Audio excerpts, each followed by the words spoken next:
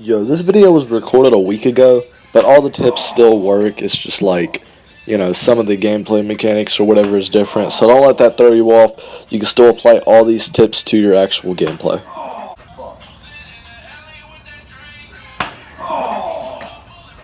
Yo, what's going on, guys? Just your new Silver back here with another YouTube video. Let's get it. So a lot of you guys probably don't know this, but I actually compete a lot in scrims. There's actually a very huge Discord scrim server I'm in. There's this live streamer I watch called Oh Shoot Kid. He's a really awesome dude. If I were you, I'd go check him out. He does stream snipes and scrims with his subscribers. I compete in his scrims all the time. And just recently, I have actually started competing in the Tfue scrims, because mouse and keyboard on Xbox. Why did my voice shake so bad when I said that? What the fuck? Mouse and keyboard on Xbox. Anyway, along my ways, I have actually picked up a few tips for scrims. Also, if you don't have many wins and you don't want to play that aggressive, this is a really good way to secure the win. However, as long as I'm not in scrims, then I'm probably playing super aggressive. If I'm in scrims, I play passive as all shit. And these are also tips if you're playing with a duo partner and it's a 1v2 for the final circle or whatever, and you gotta kill both people. You could knock one person and then hit them with a push. These are just pretty much all kinds of cheesy builds you could do to get the upper hand on whoever it is you're fighting. These are pretty cool, so Also, by the way, just in case y'all don't know, I got into a game with Nate Hill just to flex on all y'all. Go check out my last video if you hadn't. Alright, so what we're actually going to do is just drop down straight here. Now, have you ever had a dream that even though I have 8 people that I usually play with, none of them are on right now because I want to be responsible. Nah, bruh. Nah. Thanksgiving break's over. I gotta get ready for school. So what? Who gives a hell? It's what time is it actually? It's 12:30 and I got school tomorrow, but whatever. We do it. I don't give a damn, alright? I won't fail anyway, so what's it matter? Alright, so it's really easy. All you want to do is make a little 1x1. Alright, you're gonna want to take the stairs once you're in your 1x1. You want to have you want to put a 1x1, but get 2 floors high. Sorry, I can't fucking think right now. So 1x1, 2 stories high. You want to have the stairs all the way on the bottom. You want to rotate your stairs like this to make them curve, and then you want to do it one more time to make it sort of in the shape of a U. Alright? And then what you're going to do is this wall right here in front of the stairs, you're going to want to edit those, and then just get rid of that top layer right there. Alright? Super cool, super easy. Now, here's the cool part. You could still shoot out of this, alright? And that ain't even the coolest part. Look, boom, that bush is gone, right? That's not even the coolest part, you guys. Let me show you this real quick. Imagine this. If that person does not have a sniper, even if they do have a sniper, it's still gonna be pretty hard for them to hit that. Just because, you can imagine there's such a, narrow area. You see, I got rid of the back wall, alright? I just now got rid of the back wall. So that right there, that, my sniper scope is on, that is part they need to hit in between that and that. So literally they would have to shoot perfectly right here. It's actually a super hard shot. I've actually ran across multiple people using this in Tfue's scrims. So that was a little bit annoying, but it's whatever. Alright, you guys, for this next one, what you're gonna do is you're gonna want to go around somewhere.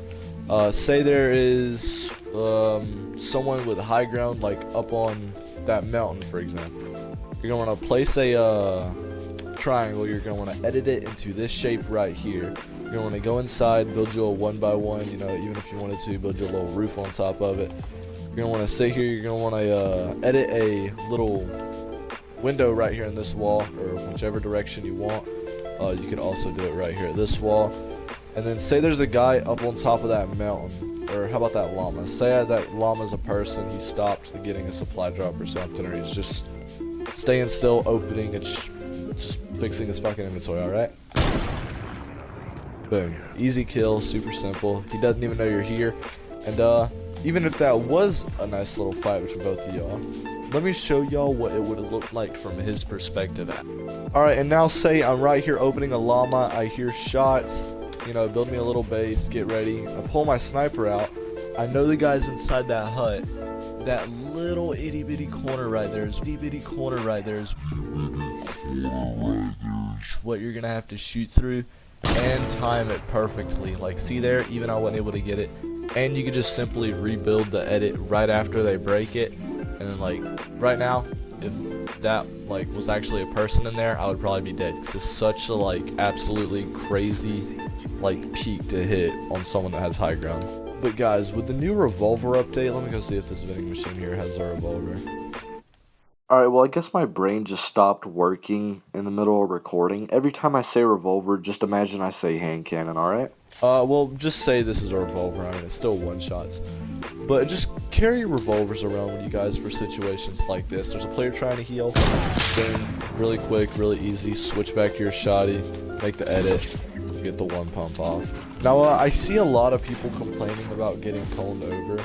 And like, I used to hate it. It used to be super annoying in like 1v1s or in build fights, like whatever. You just get like, you know, you're sitting here building, you're all good, and then boom, there's a cone above you.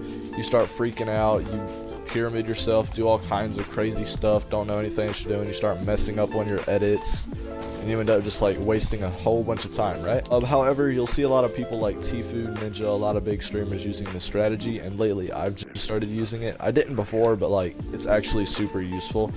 Whenever you're building and like you think you're gonna get cone, just place a floor and then place a cone, right? And you're gonna have to be really quick. This will be a lot easier if you're on PC.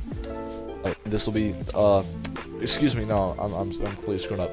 Place the floor and the cone if you're on PC, but if you're on console, only place the cone. All right, so like, hold on, let me show you guys what I mean.